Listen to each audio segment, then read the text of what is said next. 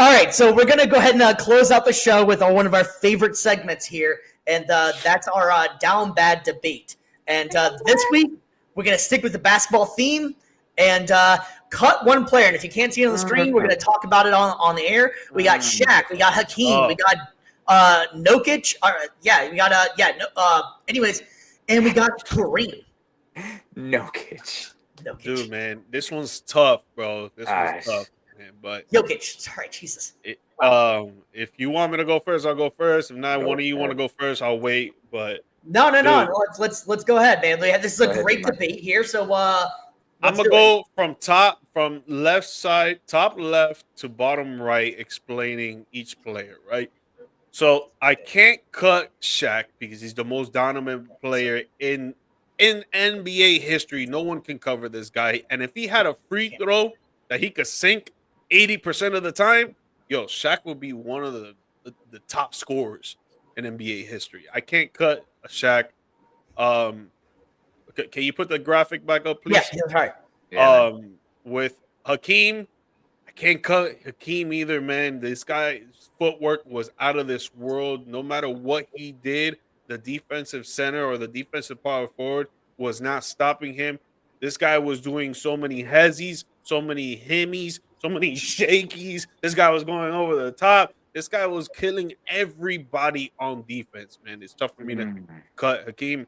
And then with Jokic, man, it's tough for me to cut him too because he's such a playmaker. This guy can do it all. He could score 61-point games, grab 10 boards, 10 assists, a triple-double in the same game. This guy will make any player on his team that much better, from just a role player to an all-star. And, bro, it's tough for me to cut Jokic as well. So, for me, it would have to be Kareem just because of the simple fact he is probably slower than Hakeem. He's not as dominant as Shaq, and he's not as much of a playmaker or even a playmaker as Jokic. So I feel like he's the only one that can't do something as great as the other three, in my opinion. So for me, it would have to be Kareem. Wow. I may have to push back on that a little bit. I mean, I agree. I was gonna say, dude had the most unguardable shot, and that was a cheat code for years with the skyhook. So it's like he might have been he might not have been physically dominant with Shaq in terms of like being able to body guys like that, but dude, he starts backing down and he hits that skyhook. None of those guys have the length on him. Maybe Hakeem would be able to stop it, but I think it was so slow. It was so slow. That's that was a corner though too. Like the cameras back then, that everything looked slow. Like I'm pretty sure if you played modern game, like modern cameras, like you'd see like he wasn't that slower than everybody. Like I was taking 5 seconds to do the steps and shoot the hook. I don't know, man. I think for me, it's going to be between Shaq and Kareem. That's who I'm cutting, because I'm not going to get rid of one of, if not the greatest defensive center of all time with Hakeem Olajuwon, and the fact that he was so dominant and had such an arsenal on offense, though, too, with the Dream Shake. I can't cut that. I can't cut Jokic's offensive skill and prowess, being the best shooter of the bunch, and then on top of that, being the greatest playmaker of the bunch. Defensively, yeah, you'd have to hide him with some great defensive forwards, but I can't pass that up. I think for me, I am going to cut Shaq, not in terms of... Whoa! I know, I'm just saying, this is no respect to the diesel, but when it comes to those fourth quarters, and you might quit the conspiracy face. I think if it's a close game and it's fourth quarter and I need somebody to sink a free throw, I'm sorry, I can't rely on Shaq. I'm going to have to take... That's a good argument. That's a good argument. I wouldn't even think about that. This guy's giving you 40, 45, bro. I know that, but guess what? If it's a close game, though, if it's a close game and it's fourth quarter and he's going to the line and I got to roll the dice to see if he's going to make it or not, and he's got that, like I would rather sacrifice Hakeem, or I'd rather sacrifice Kareem's finesse for Shaq's power. But I know when he's got the sky hook, he's just as every bit the rebounder does it in a different way. Every bit the defender, again, does it in a different way. But he's got the unguardable sky hook, and at the same time, when he goes to the line, I'm much more comfortable with him taking those free throws. Again, if, like you said, only one of these guys we used a what if for, and that's Shaq. Oh, if Shaq was just a better free throw shooter. All these other guys, I'm pretty comfortable. We're dealing with actual reality. So it's like if we're dealing strictly with the game and the rules and everything, I will take Hakeem, I will take Kareem, I will take Jokic, and I'm going to cut the diesel just because the free throws were that much of a weakness for him. Just to push back real quick, Steve, before you go, just to push back. No, you're fine. Like Okay, push. Let's Shaq, do it. throw some fire. Shaq is the only one that will put the next best center on the opposite side of the court, on the opposite side of the team, that will put him in foul trouble. Everyone else. Well, it depends on the center though too, because remember those battles him and Hakeem had in the finals though too. Yeah, Hakeem but he was the younger Shaq. there. He was younger there. That's not the Shaq we're talking about. He has a Lakers jersey. He doesn't have a Magic jersey. But I think prime Hakeem. I'm not saying that he would stop Shaq, but he definitely. I think that instead of averaging, let's say like 30 on 60%, I think that Shaq maybe averages more like 20 on 50%. No, Hakeem was that good, dude. I like Hakeem Olajuwon. He was that good. But Shaq was such a dominant force in 2000 and 2021. But who was he? Anybody that's covering him is in foul trouble. He was not going up against the prime Hakeem Olajuwon. And remember when he went up, and he was even Ben Wallace, as great a defensive player as he was. Ben Wallace was only 6'9", 240. He was strong, but he was still putting clamps on Shaq. Not to the level that I think Hakeem would, but that's just Hakeem's skill and ability, I think, on that end. Again, most centers, yes. I would say Jokic, Shaq would body him for sure on defense. Again, Jokic has more size, but he was nowhere near the defender Hakeem was. So, when did they play the Pistons in 2002? It was 2003, 04. So Shaq was starting to slow down a little bit around that time. But that's what I'm saying. You take prime Shaq versus prime Hakeem. I think Hakeem, again, defensively, I think that he's able to limit Shaq a lot more than people give him credit for. Damn. Yeah. Hot take. Yeah. Interesting. Well, honestly, as much as you love Hakeem, like that would be my cut. I would cut Hakeem. I think the one person that's uncuttable is Shaq. Shaq is such a dominant force. And I think that Jokic, I called him Nokic, I don't know the hell I was doing. Anyways, Jokic is such an interesting player because he's a center, but he's not a center. I mean, he's basically a point guard in a center's body. What center? And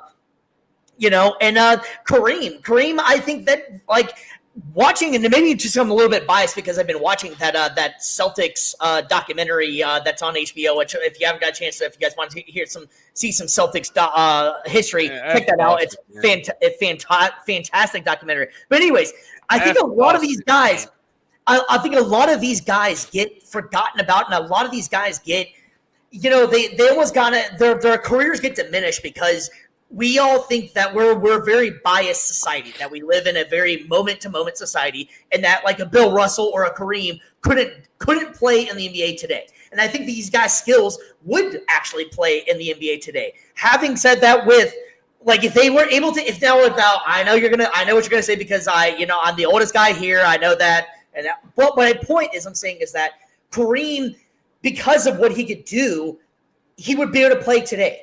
And I'm not saying Hakeem couldn't by any stretch, so don't get that twisted or anything like that. I'm just saying I think that some of these guys from the earlier years get forgotten about because we're so in the moment bias. Real quick. What's up? I know you're going to tell me I'm wrong. No. Not that I'm going to tell you wrong. I'm going to just ask you some questions and answer honestly. Honestly. Yes or no? Yes or no? From 1980 till today. Yeah. Are cars better? Yes or no? Debatable. That's I mean, oh my, bro! How many 1980 Cutlasses you see driving still around, and you have to take in your 2002 car all the time in the shop? I'm just saying. I mean, we're really using cars to talk about. Listen to the question. From 1980, right? From that point till today, in between years, right? Are cars better evolution-wise? Oh, okay. Yes. Yes, right? Okay. Is technology better? I mean, I loved watching 420. Bro. No, yes, it is. Yes, it is. Come Yes, on, it is. dude. Triggered much? Is traveling better? I mean, nothing beats walking. I mean, yes, it is. So Are we all lazier than ever? Why is it Right. why is it that everything is better from 1980 to today? Everything is better, but not basketball players. Why is that? Why is that? But I can also human readdress element. that to you. That's why. As I'm not saying that the NBA was better at that point. I'm just saying some of these guys, you take their skill level, you take what they have, and if you take the same thing that these guys have now, they would be dominant. I think great players are great players. Yes. NBA is better now. Yes, you have your sixth man of the year could score 50 points probably back in the day. But my point is that you can't also say that these guys weren't worth a damn because they played in the era they played in. No, I wouldn't say that. But what I would say is that they wouldn't be putting up the same numbers. They wouldn't. They just wouldn't, because the way that the game has evolutionized is. Let me push back on that. Let me push back a little bit on that, because I agree. You're telling me a 7'2" finesse playing center that can score at will from anywhere on the court. Russell could have dominated any era. Yeah, with also too, I would say, I'm not comparing the two 1-to-1 directly, but similar builds. For example, Victor Wembanyama, Kareem Abdul-Jabbar, both guys well over 7 feet. Both are very lanky. Both play with finesse, not necessarily with power, but both. But one is way faster than the other. But that's also because of the technology. But that's also because of the technologies and the training that is available. Exactly. I know if we're exactly. I know, but what I'm saying is, but that's not necessarily the people. The players are quote unquote better. That is the technology, the training. If you gave Victor Wembanyama the training that Kareem Abdul-Jabbar had back in the day, you're thinking that he would be the same player he is today? No, they're going to be two completely different guys. But that's that's not the argument that people bring up. So we're speaking objectively in a vacuum. What people bring up, the argument is they bring up, right, is the skill set and knowledge that they have today. They get dropped in the 1980s, 1990s, whatever the case may be. They get dropped in there. They think that they will not dominate with the skills and knowledge that they have today. Exactly. It's false. Exactly. Yeah. Okay. I would say maybe the only thing one thing that they have today that they would struggle with is ball handling, because back in the 90s, you could not do the stuff that you did today. You could not do the stuff you did back in the 80s. Like, you do anything that's like anything, you go like this, like that, that's a carry. You have to literally dribble like this the whole time. Yeah, and I'm not saying that you're saying this. What I'm saying is the arguments that they bring up on social media and nationalized TV is that the players from today would not be able to do work in the players in the past. Yeah. If you're given the same learning, the same evolutionized skill set that they had back in the day, I would kind of agree with that. But if you're talking about the knowledge, the speed, the skill set that they have in 2025, and you grab them, drop them in a time machine in 1960, 70, 80, 90, you're telling me that they will not do work? No, that is false. That is false. I agree with you on that. Like, again, like these guys, I think greatness transcends eras, and that's the difference. I think that's the difference. I think as well between your previous argument with cars and train. Like, I think that's the difference, is the human element to it. You can't compute and you can't quantify. You can't extrapolate out greatness in terms of from the mind. You can't quantify and take out heart. You can't take out work ethic and drive. Those are things that cannot be objectively quantified. That is a human element, and that's something that will transcend no matter what era you're in. Yeah. So, but I mean, like, you can't take a Larry Bird and say that like he couldn't play in this NBA, because Larry Bird, you can. No. I was saying, I'm thinking to myself, I'm like, look at us right here, man. We're tackling deep dive topics and issues right here. Okay, real quick, because I want you to make it clear what you're saying. What you're saying is that the knowledge and skill set that Larry Bird had back in the day, you drop him in 2025, and you still think that he will be MVP level. 1,000%. Yes. Negative. No. He's Larry Bird he was is too slow. He was too slow. He had a great shot. But he wouldn't be scoring like how these players do, bro. Literally, was a I 50, saw 40, the stat. 90 every season. I saw the Bro, stat. Larry Bird would dominate right now, especially with the way the NBA is, especially with fouls, the whole thing. Like, bro, no, Larry Bird would dominate. So we're just saying strictly that. So we're gonna take a guy out of the '80s, and we're gonna limit him to basically the training and everything of back then, and we're gonna drop him into today. Exactly. That's what I'm saying. I'm not talking about if he learned everything today. If he learned everything today, 100%, because he was so smart. He knew how to play the game. Well, and physically he would be better. But I will say that, maybe from a physical perspective, he's going to be tougher to keep up. His defense will not be as good as it was back then. Exactly. His shooting, though? No, his shooting would still be the same level because he was a 50-40-90 every season, almost every season. Can you imagine what Larry Bird's actual three-point percentage would be if they shot like they did back in the 80s? He had I think a 38% because they only shot freaking 5 threes a game. It was unheard of to shoot like they do now. If Larry Bird could shoot like he did, he'd be Steph Curry. The thing is that the defense was way slower back in the day than it is now.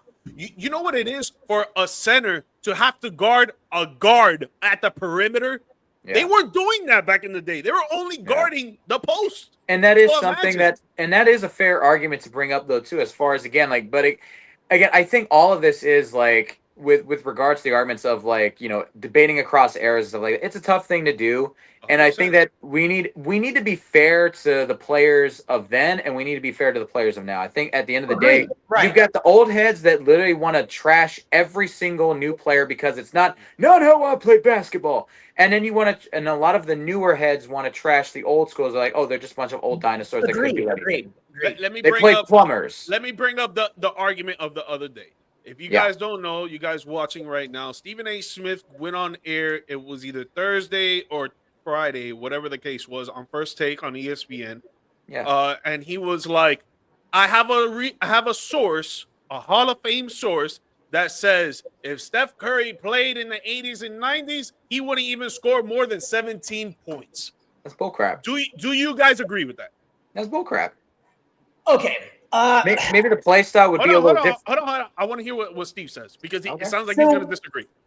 No. So if I could be a little bit, I understand what he's talking about, but I also disagree. Steph Curry is a generational shooter. No matter what Steph Curry brings to the game, nobody can match.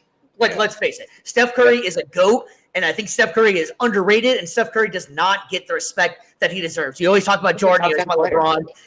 Steph Curry needs to be talked about because he is just what he brings to the game.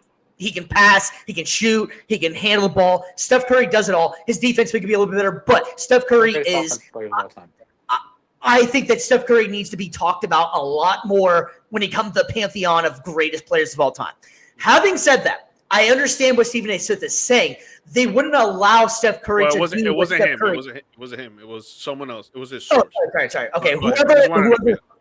I didn't see the debate. I didn't hear it, but my reaction to that would be I can understand it because Steph Curry wouldn't be Steph Curry because he's too small. These guys back in the day, you're able to hand check, you're able to push, you're able to do a lot of different things that Steph Curry benefits from in the new NBA. So I can understand that. Steph Curry's small. Steph Curry has weak ankles. The bad side of Steph Curry is that he's small. That's literally the only thing. If Steph Curry was 6'2", it'd be great.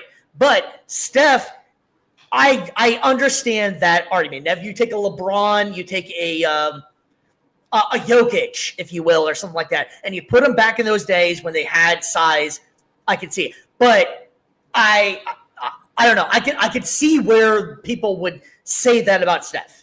I would say also even going just outside the game itself, also due to the way the game was coached. The coaches back then would not let him be him. And that's the thing that sucks. That's the one thing that is great about the evolution of the game, that guys like Steph Curry get to shoot threes the way they do. They get to have the scoring gravity, moving off ball the way they do. So the game has advanced in a lot of ways and has helped a lot of great players like that be great. So I wouldn't say necessarily if he scored less, it would be because he's not that great. He would score less probably because that's the way the game was oriented, and it's stupid. It's ridiculous. It's the fact that you would limit a player from being great just because he's not 7 feet tall, or just because the rest of the league doesn't shoot threes like we do. The league's a copycat league. So what we're talking about is getting him now and dropping him in the 80s and 90s, right? We're not talking about how he would grow up there and learn the same skill set of them there and stuff like that. Because if that's the case, I think it's not even. Steph might be a bad example. Steph might be a bad example. No. And I don't know why that person about this. I'm talking about this because it was brought up, right? And no, I'm not saying people think this. I know. That's not what you're saying. But for the people that do think it, right? Two simple answers for me. Okay. Yeah. The 3-point line was half a foot shorter than what it is now. Mm-hmm. This Steph can pull up from half court, ladies and gentlemen. He can put up from half court. Yep. You're telling me half a foot where the 3-point line was, right? Better chances for him to make more 3-pointers. The second thing, two simple things. The second thing, if someone sets a screen, whoever has the big man on the team or the power forward on the team, whoever sets the screen, that big man is not going to switch and cover Steph Curry. He's going to play back. In the 80s and 90s, that's how they played. And even if they do switch and try to get Steph Curry, he's going to blow by them, and he's going to do a little tear shot from the elbow of the free throw line, or just pull up, 2-shot, and sink it. Two simple answers right there, bro. It's the way that the game has evolutionized, that you're telling me 2025 players, if you grab them, drop them in 1980, 1990, that they cannot play well, bro, you're on the good stuff, man. You're on the good stuff. And I agree with you. And again, the only things that would, if you want to say hold them back, is not their skill set or their abilities. It's how the coaching would react to it. Because again, if you did something like that where you pulled up from the logo, or like even if you hit it, your coach would bench you immediately because that's just how they are. Which again, that's not a critique of the players. That's a critique of the game at the time. Here's an example. And again, Shaq literally shot a 3-point shot. Shaq is not a 3-point shooter, so this is not saying that Shaq can shoot threes. Phil Jackson benched him for the rest of the game. Now, if Shaq played in 2025, he would be expected to shoot the three. You know what I mean? Mm-hmm. Oh, and again, imagine Shaq with better shooting splits. Oh my gosh. Like that, again, you take that. He would have won MVP like 5 years in a row. No, he'd have won MVP for 10 years in a row. Yeah, like, right. Like 10-time NBA MVP, 10-time Defensive Player of the Year. Like he would be the guy. Like so the other thing is, I know you saw the LeBron conversation on Pat McAfee. I'm pretty sure both of you saw it. Yeah, a little bit of it. You didn't see it? You should watch it. You should watch it. It was him like being his authentic self, really. He brought up, and obviously this is exaggerating for you LeBron haters out there. This is exaggerating. But he said if you drop Giannis Antetokounmpo in the 80s or the 70s, he's dropping 250 points a game. Obviously, that's an exaggeration. He's not dropping 250 points. Right. But what he's saying is the skill set and knowledge and speed that he has right now in 2025, you grab him and drop him in the 80s, 60s, 90s, whatever the case may be, he's dropping way more points because, bro, he's almost 7 feet tall. He plays like a guard. Debates, man, I hate these debates because it's kind of bullshit because like you can't do that, and then like I understand it's hypothetical and stuff, but like sure, Giannis is probably 50 pounds more muscle than any player played back in the 70s or something like that, but you can't but it's also diminishing what these guys did. And so like that's the only thing that I push back on these debates on that. Like these guys, and I think BC, you brought up a great point, coaching and just the style of play. It's not the same. So you take Bob Cousy. Bob Cousy was pretty dope, actually. Like when you watch his behind the backs and like floaters, he was doing the Steph Currys of now back in the 50s and 60s. Could he play? He'd probably be a 6 man now because of his size and but that's taking him in a vacuum though too, and that's not giving him the knowledge and stuff that he has. Exactly. So I hate that. And I agree with you. I don't like those debates either because to me it's stupid. It's literally common sense, dude. Like if you're good, you're good. If you're good, you're good. Meanwhile, here we are having our down bad debate with Kareem in it. No, it's because I It's wanted to fun. bring it up because Yeah. I see the arguments on Twitter all the time, and I think Yeah. for me it's just common sense. Yeah. Players that with the knowledge and speed and skill set that they have today's age, they get dropped in any era, they're gonna do good. Yeah. Even role players are gonna do good. I think to kind of also do just if we all could agree on this, I think we all can agree that the technology, the training, nutrition, all that stuff that has evolved and gotten better 100%, objectively ever 100%, since. yes, But I think we can yes. all agree as well that greatness, that human factor, transcends all of that. Yes. Agreed. If you get Bill Russell and you drop him in 2025 with with the skill set, with the speed and the knowledge that they have today, and he would learn all that, yes, he would be a dominant force. 100%. He would be in top 5 MVP voting every year.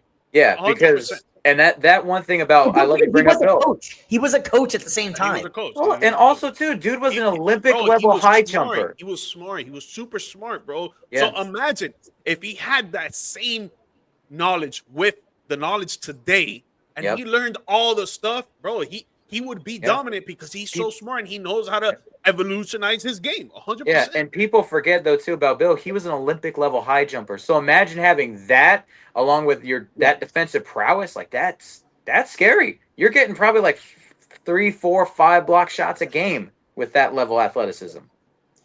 All right, so we got on a huge ass tangent. So we did. It's the tangent episode. I love it, man.